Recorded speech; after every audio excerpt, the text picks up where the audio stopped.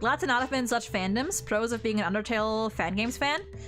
Yeah, I mean, it also depends on which spaces you're in. Right now, I can only name like one fandom that I'm in that seems to be still pretty tame, and that's the Windbreaker fandom. Because the Windbreaker fandom is, number one, it's already smaller, and number two, even the Windbreaker Reddit is very tame. Because Windbreaker is like, it's that kind of series that like people, they start watching the anime and they think it's too corny and too cliche, they're just gonna leave. So it manages to filter out a lot of people early on.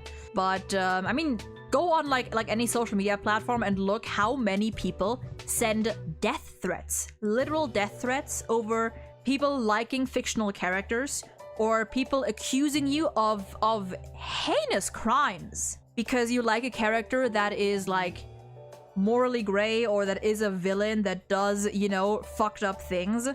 It is happening so much more nowadays than it has been before. Like, listen, in 2016, people weren't accusing you of being a pedophile if you liked character XY. They weren't accusing you of being, of supporting abuse, of supporting any sort of crime because you liked a character that looked a certain way or that acted a certain way. And nowadays, it's like people water down serious topics like that so much. And they're just not open to, they just don't want to listen to reason. It's gotten very extreme. It's, as we've said, like, it's a very Puritan approach, a very conservative approach that these people just don't get. They want to apply real-life morals to fiction. They think that there are certain things in fiction that belong in fiction and things that don't belong in fiction, which, at its core, is just wrong. And they think that there's a right and wrong way to portray certain topics. You know, the topic of romanticizing certain issues, which is inherently a subjective thing. I mean, hey, I've gotten, like, weird comments in the past for saying that I'm a Kyluk shipper. I've gotten people being very weird, and it was mostly minors who tried to accuse me of like things in real life based on me liking 2 sets of pixels on a screen. It's gotten really bad. I should start posting about weird stuff, I'm assuming, and if that upsets people, I will hit the pedal. I mean, here's the thing, right? Here's the thing. These people also don't understand that, like, you are responsible for curating your own online experience. If you don't like something, and if it's not an actual crime, if it is not, like, actually against any terms of service or against the law, then block and move on. If you don't like seeing people post about lollies or fictional incest on your timeline, just block them and ignore them and move on. You know, like, it's simple as that. It is as simple as that. Especially when it comes to not safe for work spaces. Of course, if you're like on social media, Twitter, Blue Sky or whatnot, and you want to post not safe for work stuff, you as the person posting that stuff, you are also responsible for tagging your posts appropriately. You know, and for making sure to give warnings. That is your responsibility. But beyond that, if people choose to ignore those warnings, that is not on you. And that is what many people don't get, is that you have responsibilities. The person putting out the content is responsible for adding appropriate warnings if need be. And the person just scrolling or scouting the internet is responsible for filtering out what they don't like.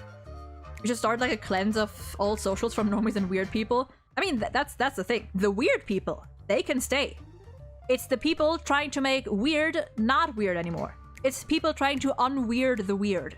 Like when it comes to fandom spaces, fandoms were always weird. People had their weird nonsensical headcanons. They had their weird ships that made no sense. They had their fucked up theories and headcanons, and they just went bonkers. They wrote their fics that were totally cursed and unhinged. But I mean, it's also impossible. Like, the normies are here now, so all you can do is try to ignore them. Try to teach them if they're open to learning. And other than that, you just don't give them a voice, you know? Like, if they don't want to listen, then don't let them talk. Yeah, normies will always be annoying because normies... The thing with normies is, like, they're not here to stay. They're here to consume, enjoy, and move on.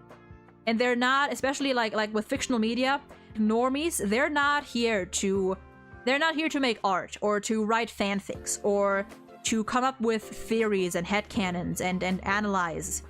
They're not here for that. They're here to consume what they're given and question most, if not everything else. Fandom is literally an abbreviation of fanatics domain. You should not expect normal Is that the... Okay, fun fact, I didn't actually know that. I didn't actually know that. And I actually never knew where the word fandom comes from, but... Oh, interesting. But yeah, like, fandom is by nature weird, always has been weird, so, people trying to unweird it is... That's the real weird part. I saw one thing, or one person, it was also on Twitter, obviously, where, they were talking about someone, I think it was like some... If you know the whole pro-ship and anti thing, it's basically like pro-ship means... If you're pro-ship, you're literally pro-shipping. You support people shipping what they want without getting harassment for it. And if you're anti-shipping, you think that there are certain ships that are not morally acceptable and people deserve harassment for it. And there was one person, you know, that was like, "Oh, we need to be weirder to scare these pro-ship people off." Where I'm like, "Honey, it's because you're not weird. It's because you don't want to be weird that we have this problem. That is the issue. You don't like these people because they're weird. You want to be weird, but like in a pure and God-honoring way. That doesn't work." I mean, here's the thing. I wouldn't even consider myself to be like particularly messed up in terms of like fictional tastes. Like, there's wars. I guess like I'm messed up in the way when it comes to like angst side. I like making my fictional favorites suffer. But I also want them to eventually have their happy ending, or at least their hopeful ending. But before that, they need to suffer. But like, I keep that fictional, you know? And that's the thing that people don't get. Like, just because I want a character to insert terrible, horrible, bad things, doesn't mean I want anyone to experience that in real life. Like, absolutely not, obviously.